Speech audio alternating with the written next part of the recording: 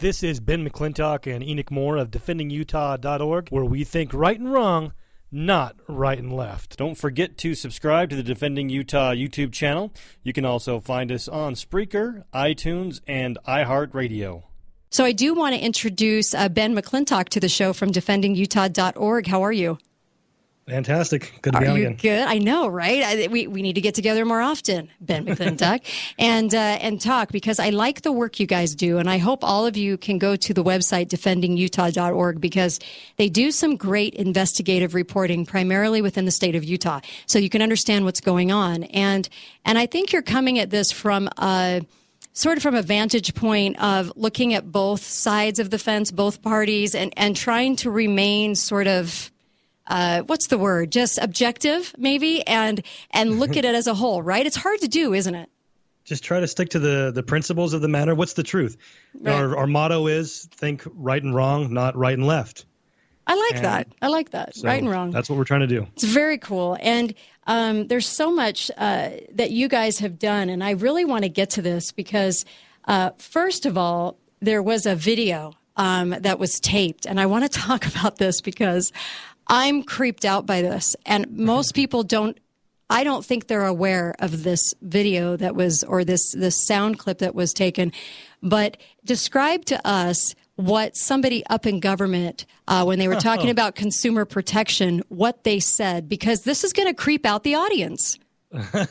And that's what we want, is the audience to creep out as much as possible, right? Right. So we've got...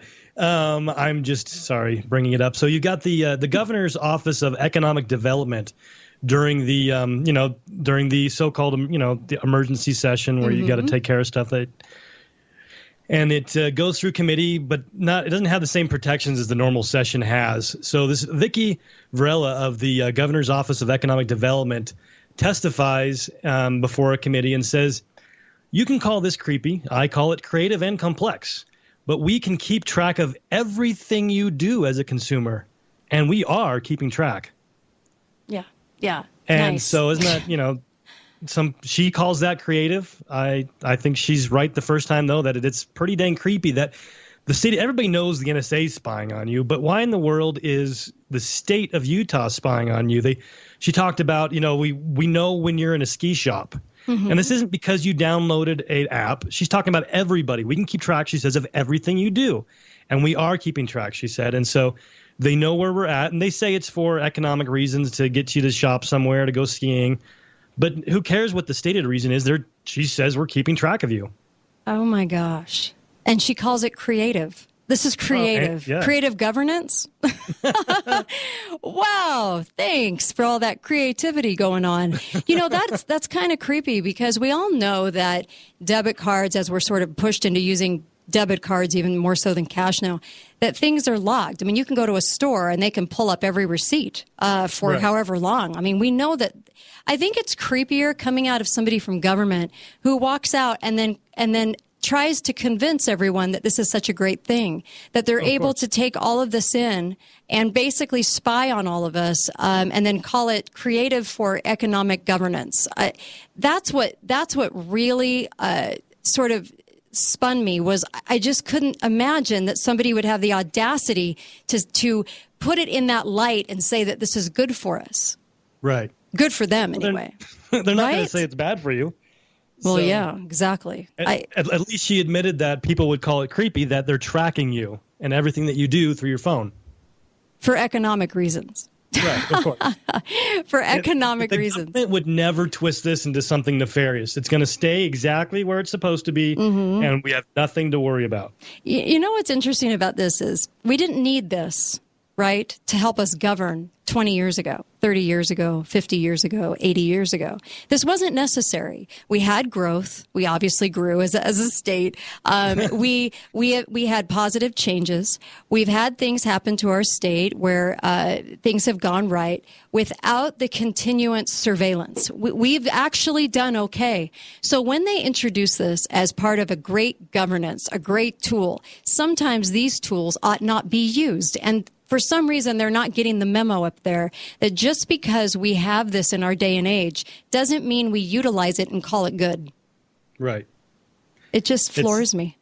It reminds me, there was one of the lawyers for the Utah Council of Cities and Towns, and he was at a meeting on HB 276, and he said that it's un-American and anarchistic not to trust the state. Wow. And so, just kind of when these things come up, we should, if we're not going to be un-American, we should just trust the state and not worry about this kind of stuff. Where's that gotten us? I think a whole heap of hot water. That's gotten us to her walking out and saying that this is creative governance is what Right. That's where we've arrived, is trusting them enough. I'll bet you anything she's pretty embarrassed that she came out and even said that. And I'll bet you anything there have been some consequences, because that is something that they don't want the public aware of. They don't want the state of Utah aware of, because it hurts the state of Utah. She thought there was no way this was going to get out anywhere. Jeez Louise. Oh, my gosh. I don't even know what to say. It's that creepy. I don't know what to say. I've got Ben McClintock from defendingutah.org. There's a great document about the overview of what's been happening in Utah politics and the groups that have sort of gotten together to maybe form agendas or do things. And all credit goes to Defending Utah on this, defendingutah.org, of course. Tell us about the origins of this, and tell us about how you got rolling on this. We don't know our history. George Orwell, he said that the most effective way to destroy a people is to deny and obliterate their own understanding of their history. And we don't understand our history here in Utah. We don't know about things and organizations that have been around for over, since the 1880s that still exist today, and their agendas still exist today in many different ways. And so we go back to, there was in 1857, there was a group called, 1872, the secret society named the League of the Gentiles was formed in Utah for the direct purpose of going after the church's political power. The League of the Gentiles? Okay. League of the Gentiles, yeah. Interesting. And then there's another group called the Secret Loyal League of Utah, which had the same agenda that it went through to get these goals through. And it's interesting what they said. This is all just found in different histories, official histories of Salt Lake City or official histories of the state of Utah. And according to the official history of Salt Lake City, the Gentile League of Utah, it was organized in Salt Lake City, and its object was to break up the, quote, Mormon theocracy. And then I'm sorry, that was the historical record. Then the historical of Salt Lake City says that sometime after this, a secret society was organized in the city and mining camps known as the Gentile League of Utah, and its mission was to break up the Mormon theocracy, supposedly. And at one of their meetings, they had their agenda was they called it deliberate, and they had within its program, which was a little bit less open. And they said that their purpose of this group was that it was conceived, and it says awaited an opportunity for its execution. That opportunity, it was hoped by the leaders of the league, would be afforded at the election. Associated with the work and purpose of this lawless organization were leading federal officials. So lawless meaning the Gentile League. It was federal officials that were a part of this lawless organization, which really sounds pretty familiar to us today. Wow. And a prominent public hearings where its power and purposes were boasted of. There was a guy by the name of Judge Strickland that was there, and another judge, Judge William Hayden. And Judge William Hayden declared that if the populace interrupted the liberal program, the streets of Salt Lake would be seen running down with blood. So they threatened violence if they weren't able to get their agenda through. Oh, my gosh. Wow. Wow, it's some pretty heady stuff. When did this take place? This was in the late 1800s? Late 1880s, and was mostly when it's 1870s, 1880s. And they their goal was to use violence to get their agenda through. And they wanted to, again, let's see here, the Utah Loyal League, another organization that had the same agenda as the Gentile League. This says the purpose of the Loyal League was to eradicate by lawful force, supposedly, the doctrine of the Mormons. So Wow. that's what their agenda was. It must have been a pretty big threat to them. Holy cow.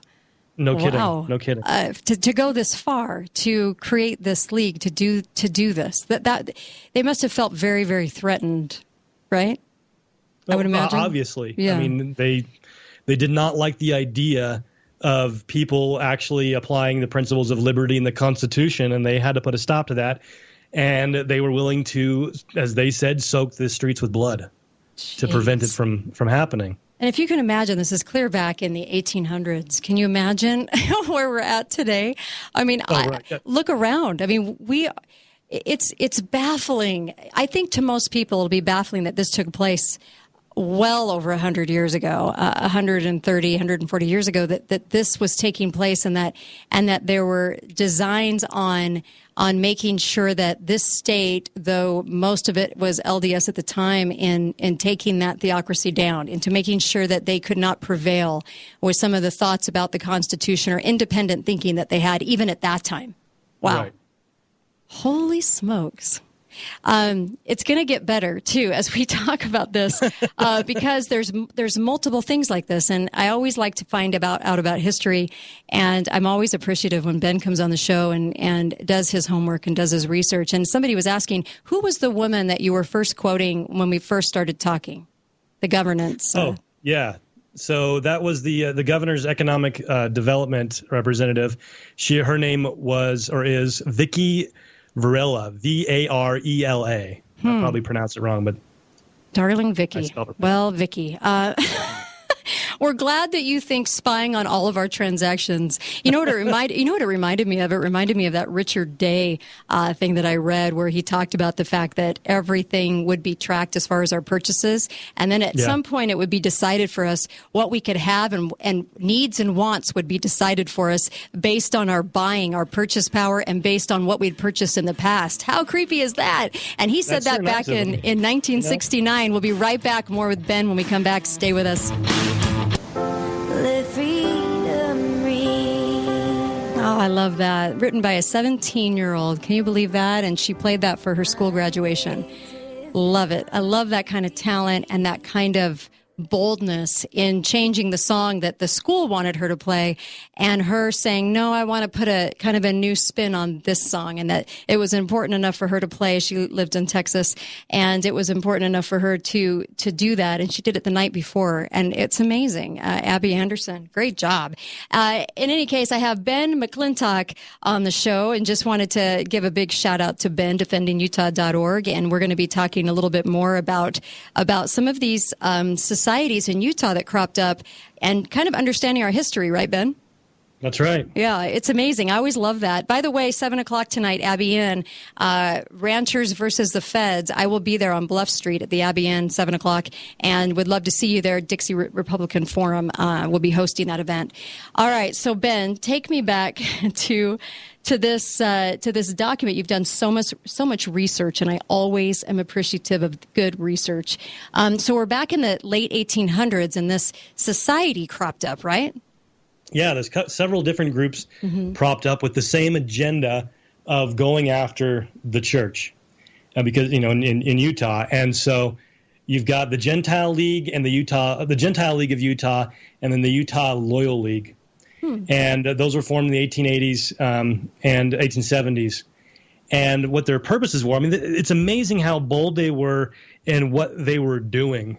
You've got this Judge McKean, who in his court, he openly said that the client wasn't on trial, but the entire Mormon religion was on trial. Wow. And that you go back to their own statements of people involved, and they said that the purpose of the Gentile League of Utah was, quote, the deliberate massacre of municipal officers and citizens. Jeez, that's some bold language in a statement. I mean, my gosh, at least keep it hidden in the shadows, for Pete's sakes. That is some serious boldness. Yeah. Wow. Holy cow. Yep.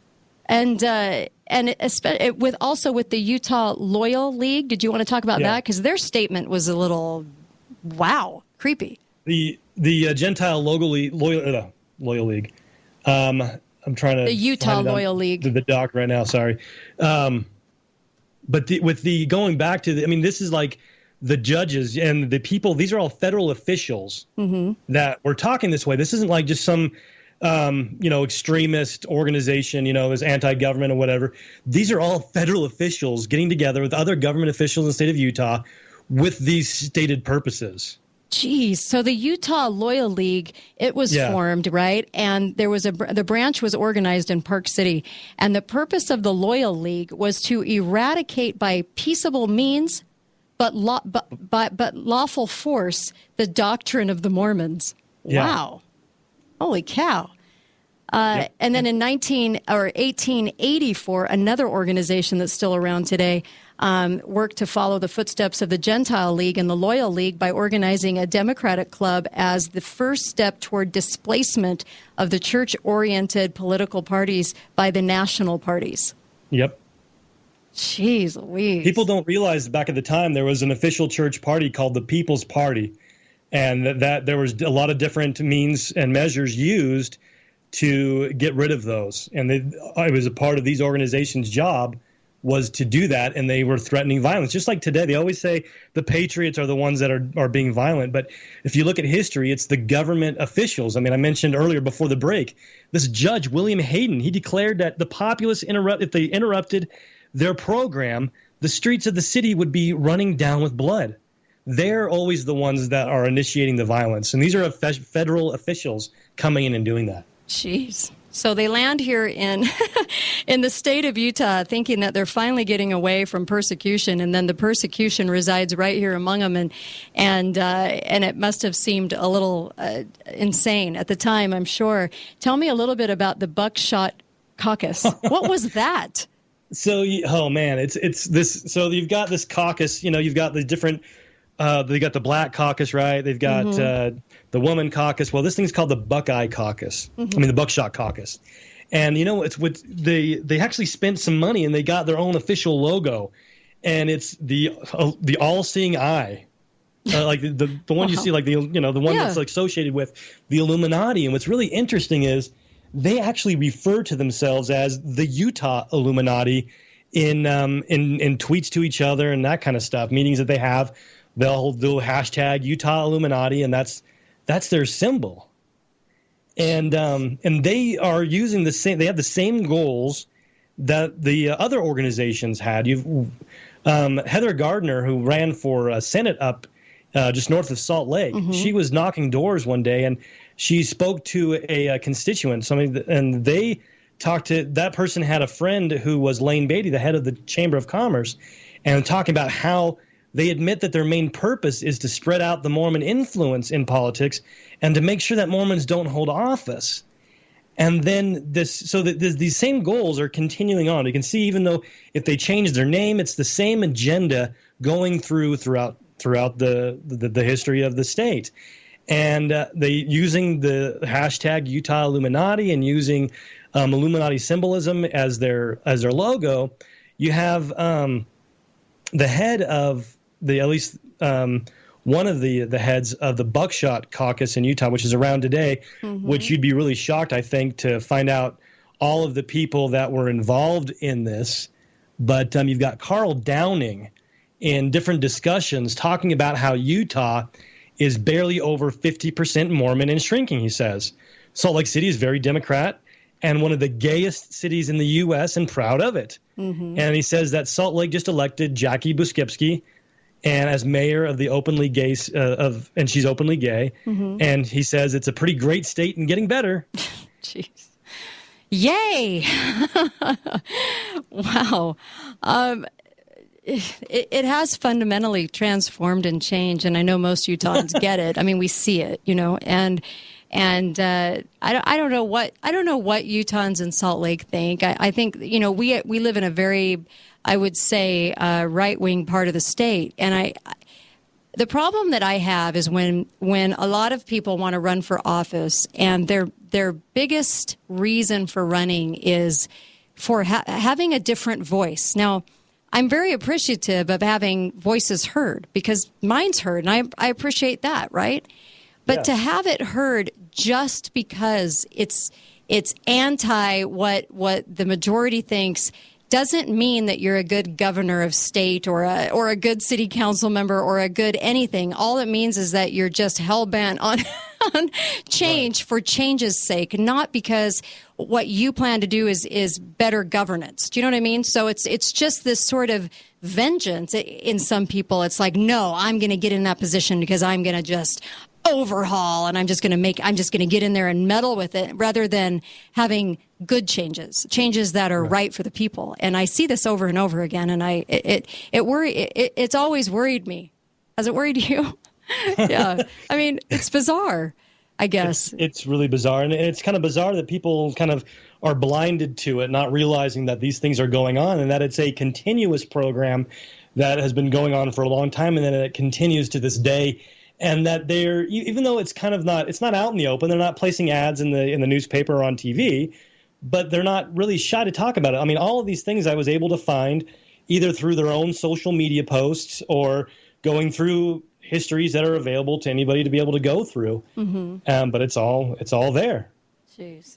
I know there was a commercial, it was actually a McDonald's commercial, I think, where they had a Utah politician sort of step up to the mic together. And I guess this was, man. Well, I'll play it. This is supposed to show unity. And it's like Representative Ken Ivory, and it's like Jim Dukakis, which is very Democrat, right? And so it was it's sort of a bipartisan commercial celebrating bipartisan.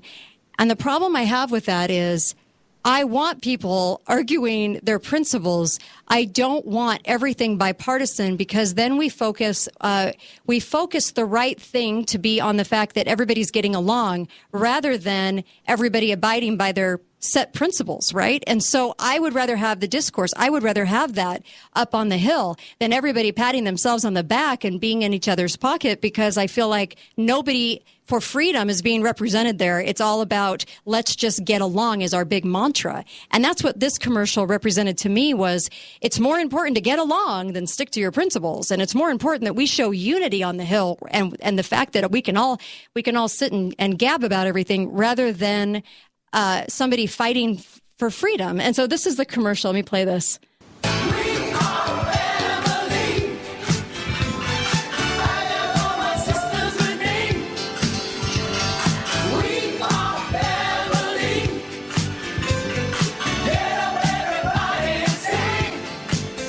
And so that was Jim Dukakis and Ken Ivory and all kinds of individuals from different sides of the aisle.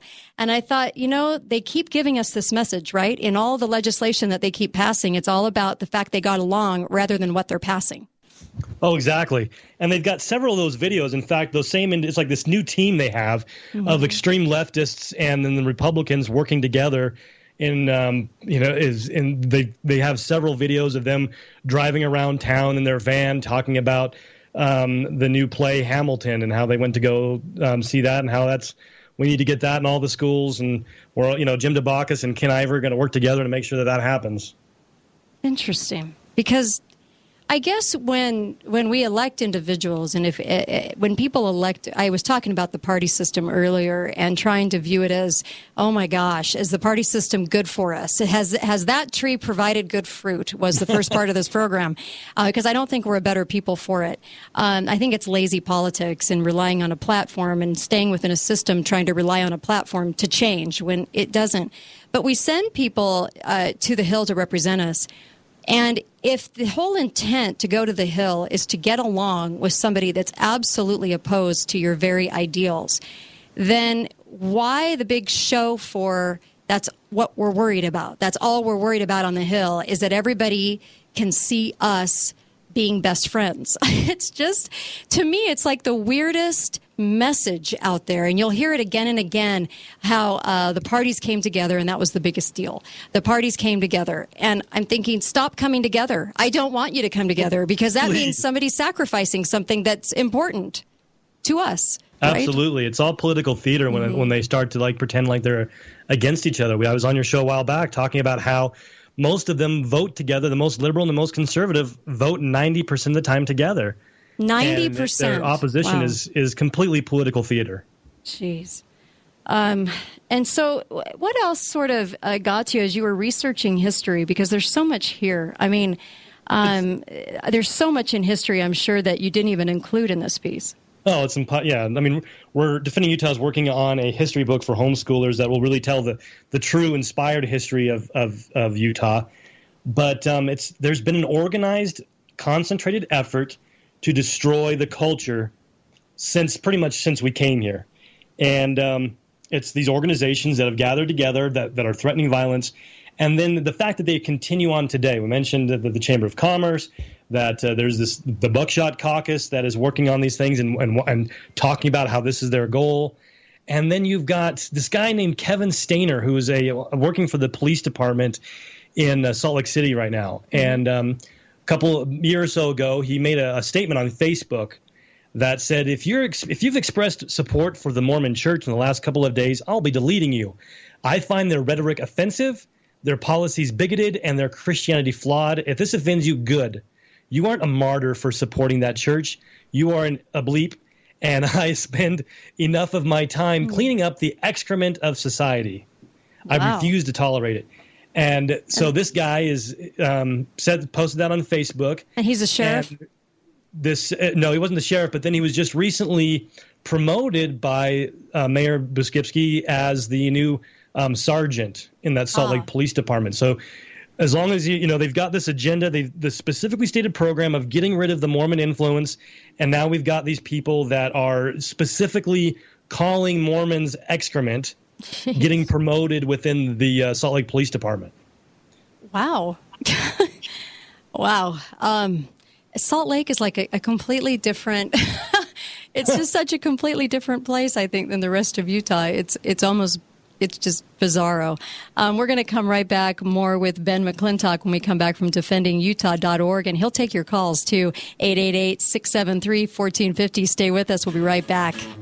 Hi there. Welcome back to the Kate Dalley Show. Yes, I go from Hank Williams to this. I know. I can't explain me. Anyway, welcome back to the show. And I've got Ben McClintock from defendingutah.org. You ought to check out the site. It's really good in its investigative reporting and does primarily the state of Utah, defendingutah.org. Welcome, Ben. Hey, thanks so much for having me back on. So recap just a second for the audience just joining us, because I know everybody's in and out of the show all the time. And so recap a little bit from the beginning. This happened in the late 1800s as you were going back and doing some research, and these societies, very interesting.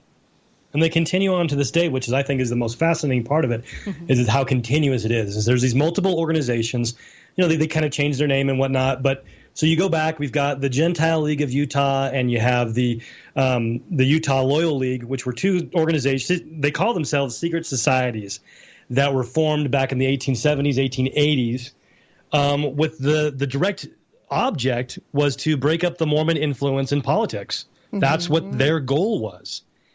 And in court cases, you had like this Judge McKean who said that this defendant wasn't on trial, but Mormonism was on trial in the person of Brigham Young. And that they come out and with their deliberate goals of trying to get rid of the Mormon influence, they say, quote, that was within their program was the deliberate massacre of municipal officers and citizens. And again, I mentioned earlier, this isn't like just some radical ragtag bunch of weirdos. These are all federal officials. These are all government officials that have come here with this direct goal. And Judge William Hayden, he declared that that if the populace, quote, interrupted the liberal program, the streets of Salt Lake would be seen running down with blood. And quite so a threat. If we kept on wanting to have influence as members of the church, that they were going to turn violent. They couldn't have that anymore. Wow. And then this continues to today. We've had the Buckshot Caucus, who call themselves #Utah Illuminati, and their symbol is the all-seeing eye. And they gloat about getting rid of the Mormon influence, and that the Salt Lake Chamber's goal is to get rid of the Mormon influence in politics, and how great it is that we have this Salt Lake is becoming less Mormon and more gay. And so this is not just like, oh, isn't that cool? Isn't that history? I'm sure glad we're not like that anymore. No, we have the same agenda being brought through today. And it's just done in a different way. I mean, back then they used some pretty bold language, obviously, but now it's done a little bit more covertly through ideas changing or legislation passing that probably most Utahns would think, well, why is that passing? Wait a minute, aren't we supposed to be a conservative state?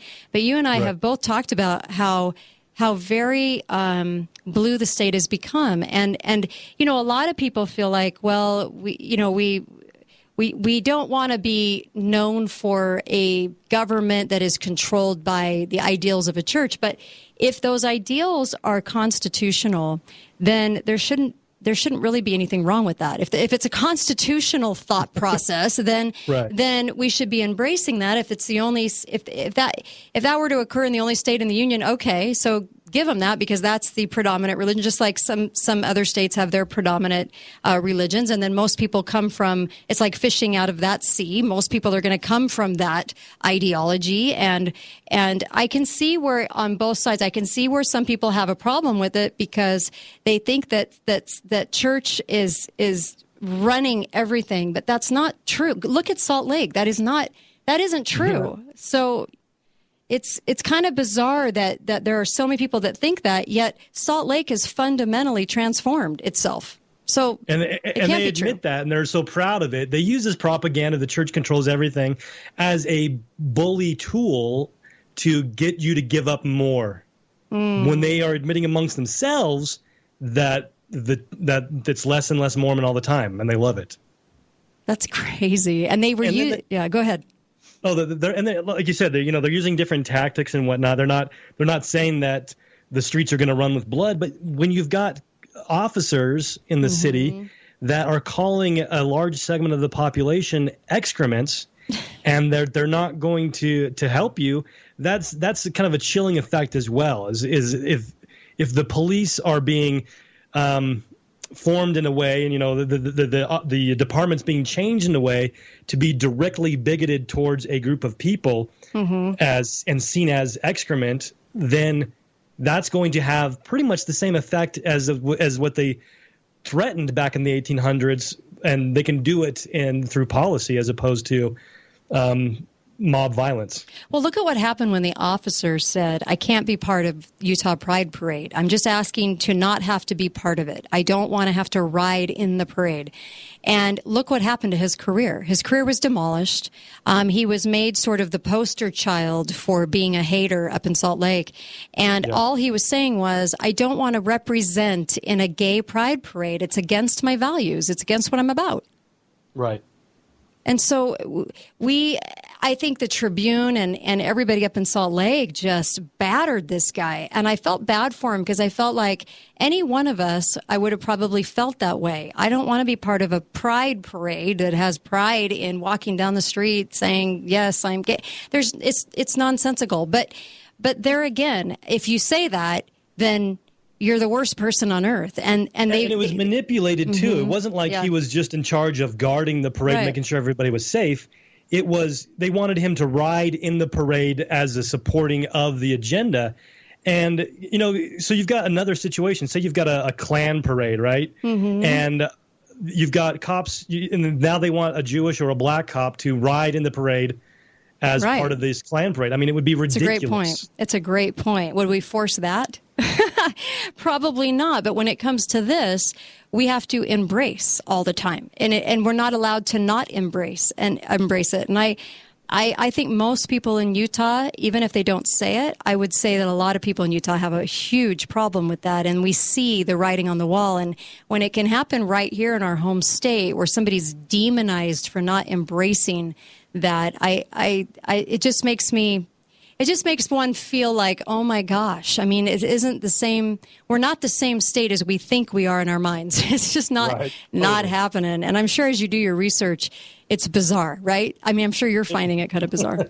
It's really interesting that we are not who we think we are as a state. I mean, the people are, but we're being manipulated, and there's programs that have been going on for a long time to change the culture. And so we've got to be strong and make sure that we stand for that inspired culture that we were founded upon. Right. And this Buckshot group is still alive and kicking, right? I mean, we're not talking about the 1800s. Politicians that you wouldn't believe that would be a part of it are a part of it. People, they've got this agenda of making Utah and Salt Lake less Mormon, but there's lots of people that at least claim to be Mormon that are a part of this organization. Wow. Interesting. Wow. I don't... You know, when you mentioned that Governor Herbert for governor staffer, an employee of the State Department of Workforce Services, was bragging about this and bragging about how Salt Lake was changing and how it's getting so much better, and I think a lot of us go, ooh, you know, because right. I'm not a fan of Herbert's, and I'm not a fan of the direction that Utah's going in at all, and most right. conservatives probably shouldn't be. Yet we always feel like we have to make concessions to make it seem so that we're fair. But is that also compromising principles at the same time in these concessions to say, what we're fair? It's like, well, fair to what point? I mean, right. fair to the point that we compromise principle too? Is that right? Exactly. And we're not understanding that there are people that are, you know, when those things that I've described to you, most people would say, oh, yeah, those pesky Democrats. Well, these people that are involved, like the one that you mentioned, the one that actually said that the city's more gay and less conservative was the guy that's working for the governor. I mean, that, you know, working for the Republican governor. And so, and the other people in the group that are working for this agenda are people that we would normally think are on our side, and that we would think maybe it was the debauchist that was doing this and was leading this. And of course, you know, no, these are people of influence and people that we normally think of as our friends that are doing this. Interesting. You know, as we move on in 5 years, do you see, like I see, more of the parties sort of stumping for unity above all, that getting along is more important than principle or sticking to it? Because I think this is more of the prevailing message than I've ever seen in the past. Oh, absolutely. Unity is of utmost importance. It's been that way for a long time. They want to use unity and as a way to silence criticism. If you disagree with them, you are against unity. And if you want to stand up for principle, you know, over what they're trying to do to destroy our freedom and our culture, that means you're the one that's divisive. Right. If you're not going along with them, you're divisive. You need to unify and be less divisive and just kind of get along because we don't want to fight. Right. Because back in kindergarten, we were told that you had to get along with others. That didn't mean, though, that you had to forego who you were to do it.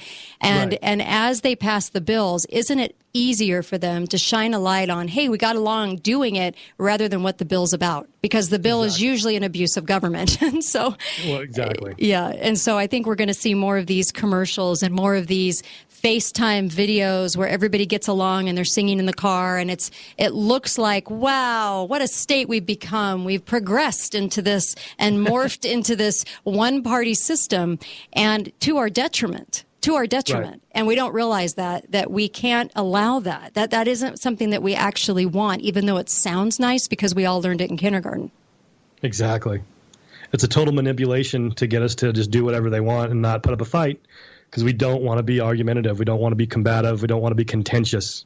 Right. And of course, it doesn't shine the light on the real problem, and it never will. And the more Utah embraces that notion, I think people should call their congressman, their state senator, their representative, and say, I don't want to see another video of all you guys singing in a car. I don't want to see it, because when I see that, I think that you're not standing up for us. Exactly. And maybe they'll get the message loud and clear that we don't have to do that in government. You might have to do that on the playground, but not in government. And we're getting that confused as if that is the new principle that we live by, and that it's more important than anything else that occurs. And it's not. It's just simply not. Not for our state anyway. And I always applaud some of the work that you're doing. Are you always working into the wee hours of the night to do these investigative pieces? It's the amount of sleep I get is ridiculous. I mean, I'll bet. All, you know. I could imagine, because as you go down the rabbit hole and you're finding all the pieces, it's amazing. It keeps me up until 3, 4 in the morning sometimes as I'm going through and really doing my homework. Wow. And it's almost like, wow, I've really connected some dots. I mean, it actually becomes so interesting because we didn't connect those dots years ago. I think that all of us, and I alluded to this today, is we have historical Alzheimer's or political Alzheimer's. We just don't remember, or we just weren't educated like that. And so we don't get it. So going back and discovering all the dots is kind of fun. It's a lot of fun. And it's something that we do spend a lot of time. A lot of this stuff isn't Google searchable. I have to spend a lot of time at university and state archives and take notes of papers that they won't let me scan or photocopy. And so this is just a labor of love, because we have to understand who the wolves in sheep's clothing are, because to be able to survive, we've got to stop falling for it. Mm-hmm. Yeah. And so it's key that we're doing that.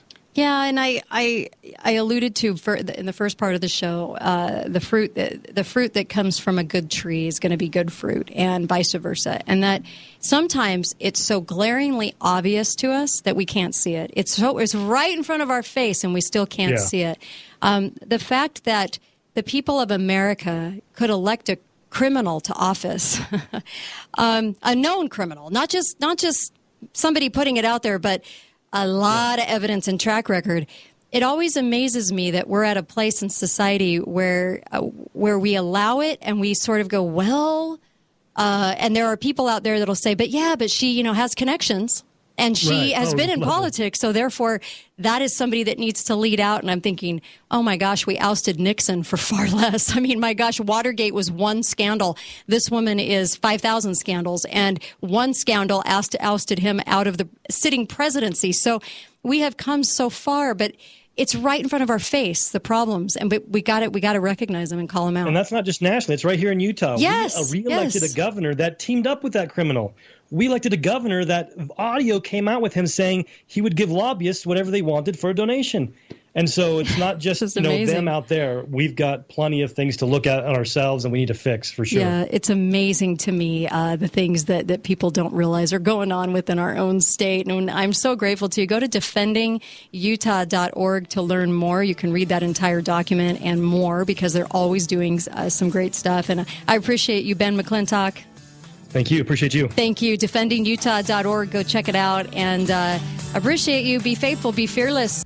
This has been Ben McClintock and Enoch Moore of defendingutah.org. Make sure to subscribe to the Defending Utah YouTube channel. And also, we'd like to thank our sponsors, Gordon's Carpet Cleaning. If you want the job done right, call Gordon's Carpet Cleaning, 801-368-0140. That's 801-368-0140. We also want to let you know about the Editor Lady. She will help you publish your book or do any editing for a price you won't believe. Give the Editor Lady a call at 801-948-3667. That's 801-948-3667. Or email her at theeditorlady@gmail.com. We all know that we need to get prepared for job loss, disasters, and just plain life. You need to go to emergencyseedbank.com. That's emergencyseedbank.com. Enter coupon code DEFEND.UT to get your deep discount on Urban Emergency Seed Bank of 23 varieties of non-hybrid, non-GMO seeds, double hermetically sealed in Mylar for seeds that last for decades. emergencyseedbank.com, coupon code DEFEND.UT.